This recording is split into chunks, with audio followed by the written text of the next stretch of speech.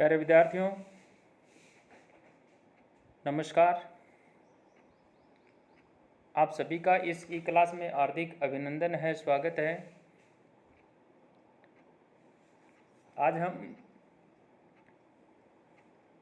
मनुस्मृति का जो दूसरा अध्याय है उसका अध्ययन कर रहे हैं और उसमें 67 नंबर जो पद्य है यहाँ से हम प्रारंभ करेंगे। इससे पहले मैं आपसे कुछ कहना चाह रहा हूँ कि जो विद्यार्थी अध्ययन नहीं कर रहे हैं उनको जब भी समय मिले आप इनका अध्ययन करें, सुने, पढ़ें, कॉपी में नोट करें, क्योंकि यदि आप अभी से ही विषय के प्रति यदि अपनी रुचि बना लेते हैं तो आगे आने वाले समय में विषय के प्रति आपकी रुचि जो है वो बनी ही रहेगी। और अभी से ही यदि आप विषय से यदि आप मुख मोड़ लेते हैं या यूँ कह सकते हैं कि भाई आप रुचि यदि नहीं लेते हैं तो इन फ्यूचर में ये आप लोगों के लिए थोड़ी स्थिति ठीक नहीं रहेगी। इसलिए अभी से सभी विद्यार्थी रुचि बनाएं, विषय के प्रति रुचि बनाएं, पढ़ने के प्रति रुचि बनाएं। दिन में कम से कम 2-4 घंटे का जो समय वो निकालें, पढ़ें। मैं तो ये जो वीडियो बना रहा हूँ अधिकतम 15 मिनट का ही वीडियो बना रहा हूँ और इसको ही आप लोग जो नहीं देख पा रहे हैं तो ये चिंता का विषय है। पढ़ने वाले विद्यार्थी को हमेशा जो है जागरूक रहना चाहिए, सचेत रहना चाहिए। आप लोग पढ़ते रहें तो उससे ही आप लोगों की जो है गति है और उससे आप लोगों का विकास होगा। 67 नंबर जो पद्य है, इस पद्य का जो मूल पद्य है वो तो पिछला जो वीडियो था उसके अंदर चला गया और वो पद्य इस प्रकार से था। वैवाहिको विधि ही स्त्रीणाम संस्कारो वैदिक स्मृत है पति सेवा गुरुर्वासो गृहार्थोरग्नि परिक्रिया। और उसका जो अन्वय है वो इस वीडियो के अंदर है। स्त्रीणाम वैवाहिक स्थिति ही विधि ही वैदिक संस्कार स्मृत है गुरुर्वास पति सेवा अग्नि परिक्रिया गृहार्थ स्मृत है। इन वैवाहिक जो विधि है, स्त्रियों की जो वैवाहिक विधि है इसके संदर्भ में कहा और वैदिक जो मंत्र हैं उनको उपयोग के संदर्भ में कहा। स्त्रीणाम वैवाहिकी ही विधि ही वैदिक संस्कार स्मृत है।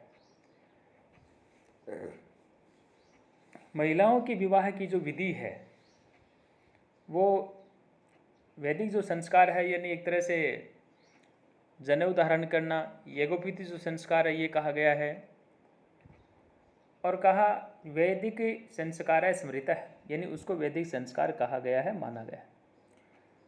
गुरुवास है पति सेवा, और पति की सेवा जो है वही गुरुकुल के अंदर जो है निवास करना कहा गया है, माना गया है।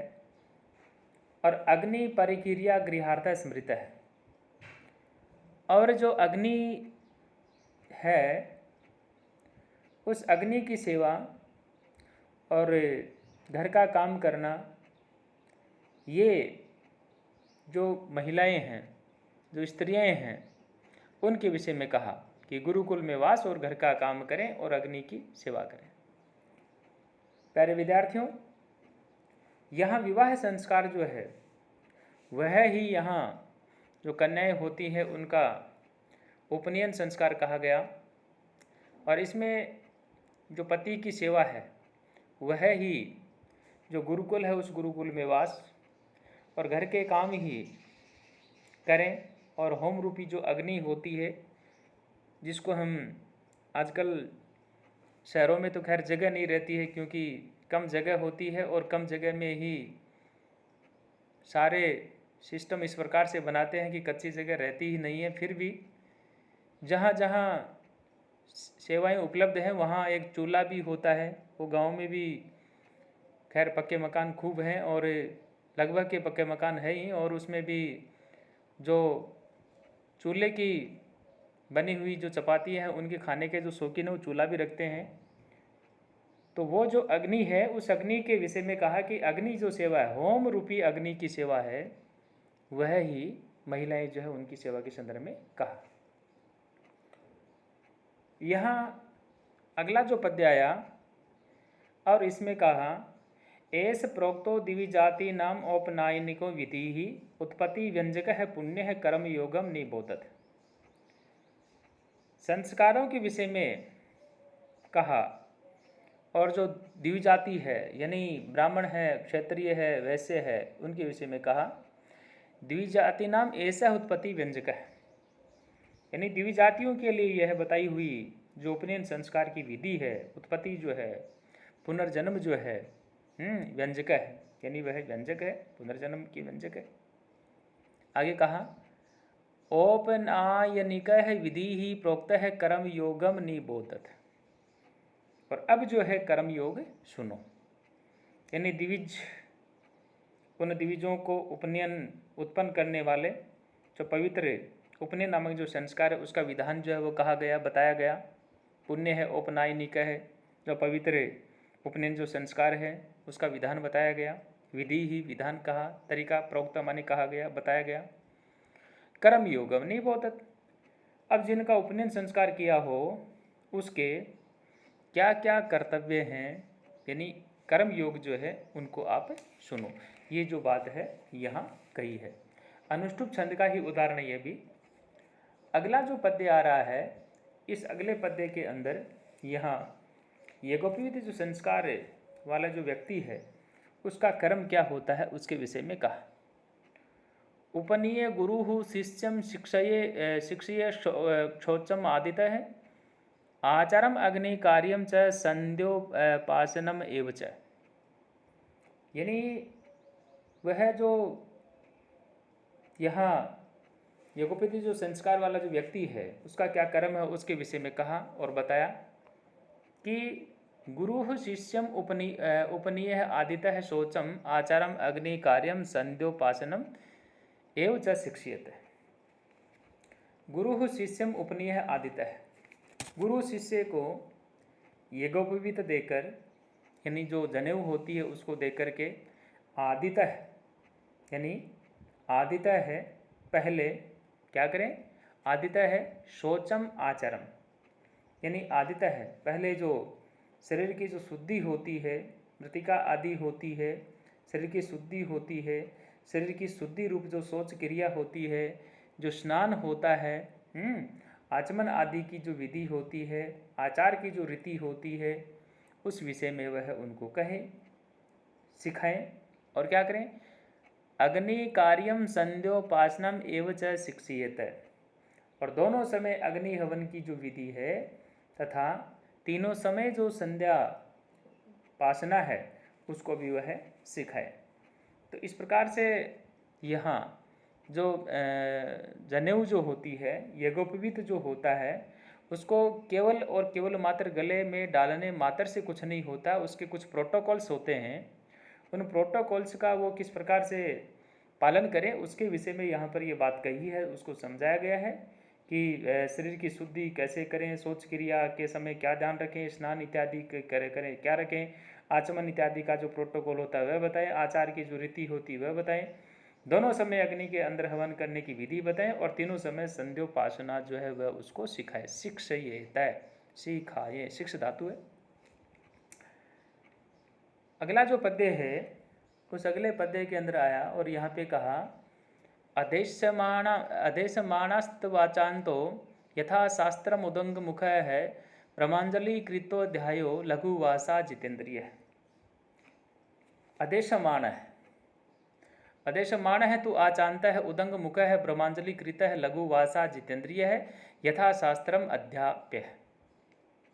अदेशमाण है यानी शिष्य जो है अध्ययन करते समय, शिष्य जो है अध्ययन करते समय क्या करे, तो आचांत है, उदंग मुख है, उस समय वह साफ सुथरे जो वस्त्र हैं उनको पहने और उनको पहन करके उदंग मुख है, ब्राह्मजली कृत है, यानी उत्तर दिशा की ओर जो है वह मुख करे और मुख किया हुआ वह जितेंद्रिय होकर के बैठ जाएं और लघु भाषा जितेंद्रिय यथा शास्त्रम अध्यापय। जिस प्रकार से हमारे जो शास्त्र हैं उन शास्त्रों के अंदर जो कहा गया है आचमन की जो विधि बताई गई है वो आचमन करें, और ब्रह्मांजलि करके जो है वह गुरु के समीप बैठें और तब गुरु जो है उसे पढ़ाएं। प्यारे विद्यार्थियों, यहाँ आपके सामने जो छोटा जो क्वेश्चन है वो ये बन सकता है कि ब्रह्मांजलि जो है वो किसे कहते हैं। और अगला जो पद्य आ रहा है उसके अंदर जो ब्रह्मांजलि है उसके विषय में यही बात कही है। और कहा ब्रह्मारंभे उसाने च पादौ ग्राहु गुरु सदा समृते हस्तावधेयम च ही ब्रह्मांजलि समृत है। ब्रह्मारंभे उसाने च, ब्रह्म का मतलब वेद से है। वेद को पढ़ने का प्रारंभ करते समय अवसाने, अवसान का मतलब अंत में अर्थात लास्ट में या पश्चात। ब्रह्मारंभे अवसाने च गुरुः पादौ सदा ग्राह्यो, वेद पढ़ने का प्रारंभ करते समय और वेद पढ़ने के पश्चात जो शिष्य होता है क्या करे वह है सदाग्रह, पादव सदाग्रहयो अर्थात दोनों हाथों से गुरु जो उसके चरण जो है उनको वो नित्य छुए। हस्तौ समृते अध्ययम ही सह ब्रह्मांजलि स्मृत है, और दोनों हाथ जोड़े हुए अध्ययन करें, और दोनों हाथ जोड़े हुए जो अध्ययन करता है उसको ही ब्रह्मांजलि कहते हैं। तो आपसे एक छोटा जो क्वेश्चन है वह ये पूछा जा सकता है कि ब्रह्मांजलि जो है वो किसे कहते हैं। गुरु के सामने शिष्य बैठ जाए, दोनों हाथों को जोड़ करके जो है वह बैठ जाएं, और ये जो दोनों हाथों को जोड़ करके जो बैठना होता है इसी को ही यहाँ पर जो है ब्रह्मांजलि कहा, यानी दोनों हाथ जोड़े हुए अध्ययन करें, यह ब्रह्मांजलि कहलाता है। तो प्यारे विद्यार्थियों, आप लोग इसका अध्ययन करेंगे ऐसी मैं आपसे आशा करता हूँ। अगला वीडियो मैं आपके लिए तैयार करता हूँ, तब तक के लिए आप इसको तैयार करें, इसको आप अध्ययन करें, पढ़ें, सुने, समझें। कोई यदि आपके प्रॉब्लम आती है तो आप ग्रुप में शेयर करें, आपकी हर समस्या का जो है समाधान किया जाएगा। तब तक के लिए सभी विद्यार्थियों का बहुत बहुत आभार, धन्यवाद।